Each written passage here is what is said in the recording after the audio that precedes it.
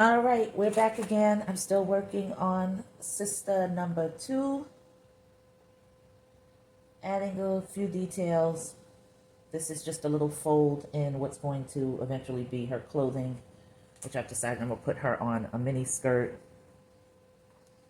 And just going through right now wherever I feel like going through and adjusting some things and working some things out. You know, yesterday we worked on this area, which was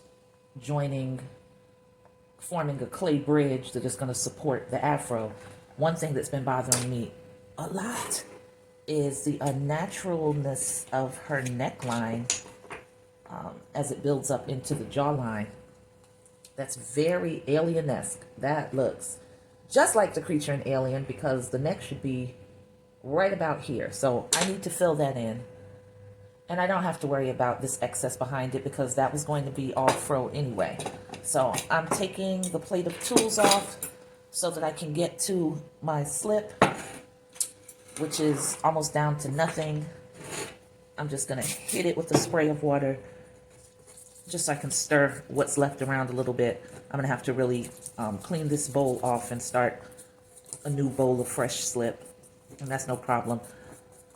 One of these days, I'm going to get some sort of container that is made just to hold slip. I need to get more organized, so I want to get a container that's just going to hold slip, another one that's going to hold the very, very moistened clay, and another one that's going to hold the, I can't remember what they called it. It was like SPOOG, Spooge? That doesn't sound right.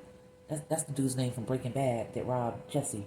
I think, I don't know what it's called, but anyway, I'll make another container too as well for paper slip, which is something I have to make for the first time. I got my ingredients though, which is nothing, which is barely anything because it's vinegar and paper, toilet tissue sheets. I got a hand blender so that I can blend that around to a pulpy froth, and then you add clay to that, and it's a more fortifying clay mixture. And yeah, so like I said, I just got to get myself together and get more organized and put things into containers. So I don't feel like talking a lot tonight because I'm tired. If I do something that I feel needs to be explained, you know, I'll jump in. But other than that, hopefully I'll be able to get through this one, working mostly in silence. So I hush now.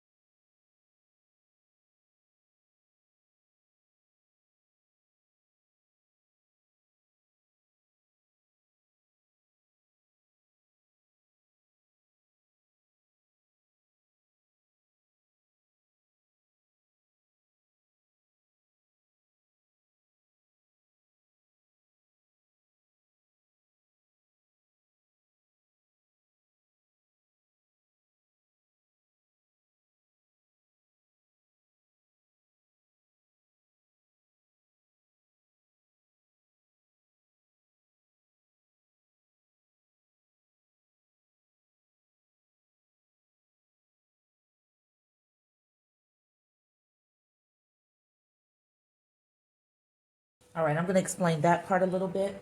I'm packing so much slip on this area because I really want the clay underneath to soften up pretty significantly.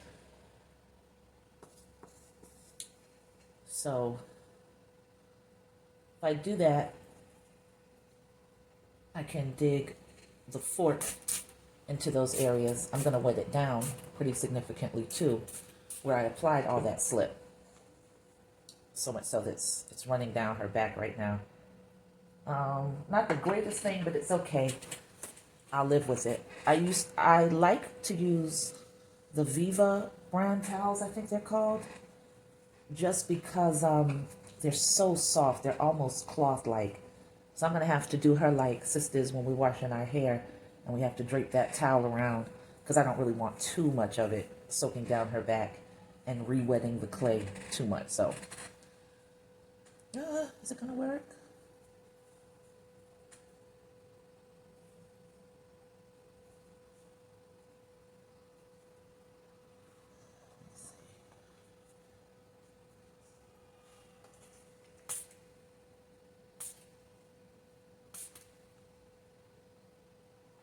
I just wet that just to be able to hold that part in place so it'll catch the extra drip.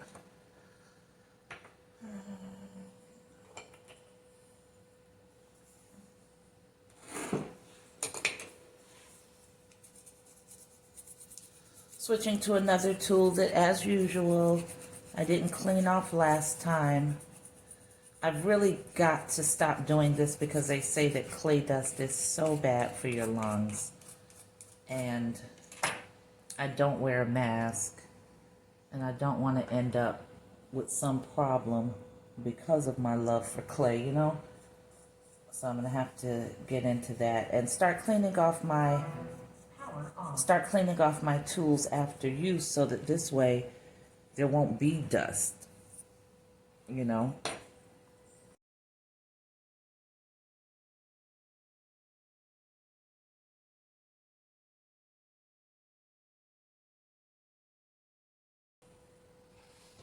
And even though their froze are not going to be these very, you know, rounded, perfectly styled, manicured froze, you know, it still has to make sense balance-wise. I mean, you don't want it to look like, you know, she's got this lopsided fro. So I'm realizing that that's exactly where this is leading. But I haven't decided what I'm going to do for the third sister yet. So it might not make a difference because she's going to end up pretty much here with more fro. So I was getting ready to cut away a large chunk of this area. And then I realized that's defeating the purpose since, again, the third sister is going to have another fro. And this part that's misshapen to me that needs to be rounded, that'll get done towards the end. So I would say that I wasted the slip, but I didn't. I still want this to soften because it's still going to have to accept more clay. So that's fine. I don't necessarily think I needed so much on this side, but again, we'll see. I definitely wanted their froze to be dynamic and larger than life. And, you know, that's where we're heading. That's for damn sure. So I'm adding more volume to this side here. And of course, that's why you have your rotator table, so you can spin around and view it from all angles, because what looks right on the left side will look funky on the right side, or what looks great in the front can end up looking really crazy in the back. So you're, you know, always spinning around, sort of checking it out from all angles, seeing what you're ending up with.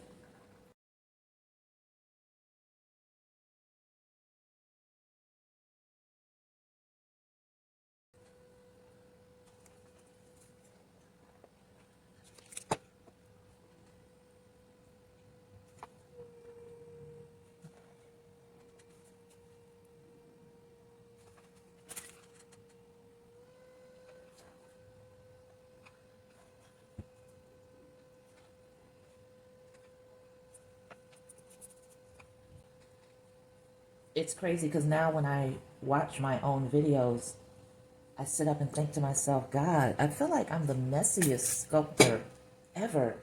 Everyone else, they look like they don't have so much of the ashy hands with all of the dust and the clay dried up. And their process looks so neat. I don't really care right now because that's not my focus.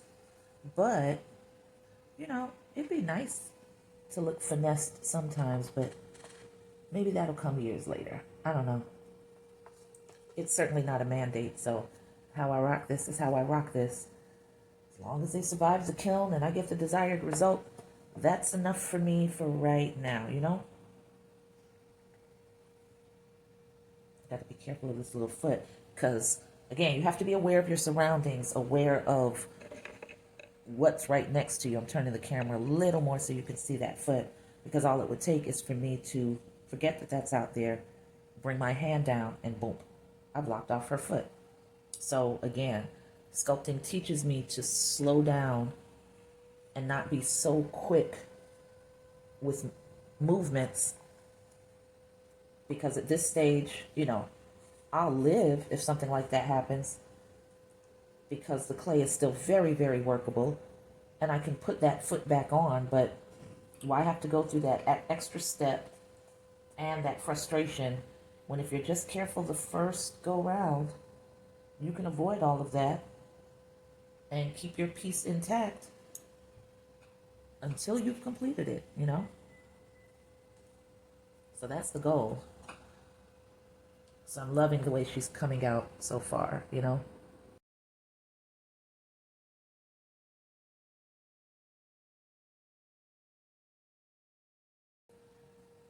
This area of her thighs are too flat.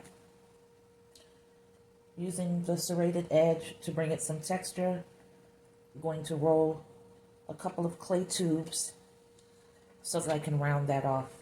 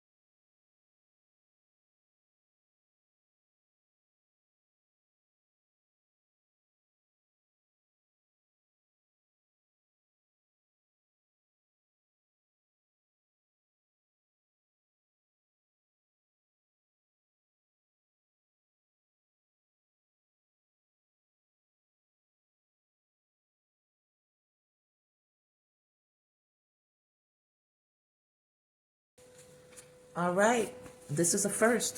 Thank you for taking this mostly silent ride with me today. Tomorrow, I'll come back and work on her arms because I am low energy today. But I think we made good progress on the legs. You know, of course, some areas I see need to be fixed up, and I'm trying to stop obsessing over it right at this moment since the goal is to go ahead and get ready for bed and hit it at a decent hour. So we softened up some of this fro by adding a ton of slip in some areas. All in here. Started building up the Sistas fro that we had left. And started working on, you know, her legs. And I'm going to have to compact a lot of this. And by compact, I mean, you know, just taking and scraping away excess slowly but surely before the hollowing. I'm going to go ahead and spray her some because she's gotten leather hard. But it's okay because we did almost all of the hollowing on her We hollowed out her leg. We hollowed out her torso from here to here, another cut here.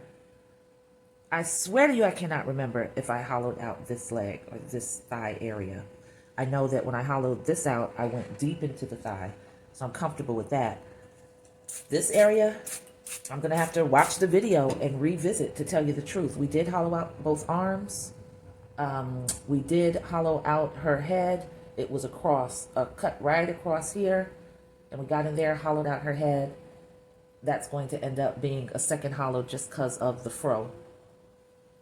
And tomorrow night, I hope to make considerably more progress on this young lady right here. And with any luck, by, what's today, Monday, Tuesday, I'll say Wednesday, we'll be starting on the third sister, and it's going to start really, really coming together. Tomorrow I'm going to give her more shoulders, add her arms, things like that. I really wish I could remember if I cut this. I don't feel like I did. And that's getting good and dry. But it's cool, because I'm just going to push this a little out of the way. Nobody walks over in this area, so I'm never really worried about it. My cat is not the type that likes to jump up high on things, so I never have to worry about him crawling on the table and messing something up. And the patio's to the right of me, and that's about the only place we go, and there's really like no need for you to come in this direction. So I'm just carefully covering her up, carefully covering the foot of the one sister because it's hanging off the ledge, and I don't want to apply pressure and accidentally crack that. And because I'm usually over here watching television, I just try to turn it in a way so that if I back up against this, I don't end up hitting something and damaging something in a way that's going to set me back. So as you can see, the table's a mess again. Again, I appreciate you for hanging with me, and we'll talk soon.